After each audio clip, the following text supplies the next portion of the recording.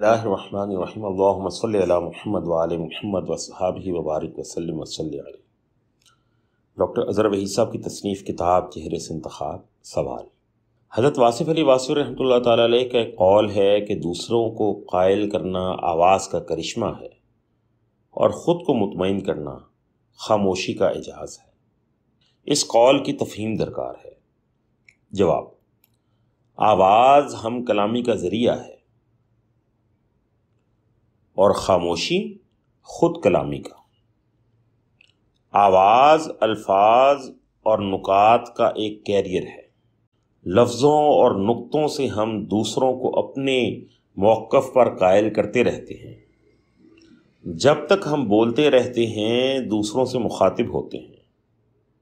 خاموشی ہمیں اپنے آپ سے متعارف کرواتی ہے۔ خاموشی الفاظ اور آواز کی محتاج نہیں۔ خاموشی کی سرگوشی ہم خود ہی سنتے رہتے ہیں۔ اگر ہم حق پر ہیں تو خاموشی ہمیں لوری دے گی، اگر ناحق ہیں تو خاموشی ایک ناگر بن کر ڈستی رہے گی۔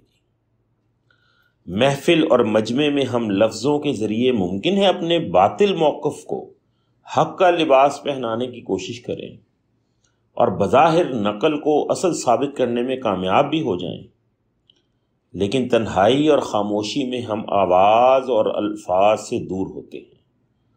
وہاں یہ آواز کے کرشمے کام نہیں آتے، خاموشی میں لفظوں کی کاریگری کام نہیں کرتی۔ خاموشی ہمیں ہمارے اصل کے روبرو کرتی ہے۔ والسلام۔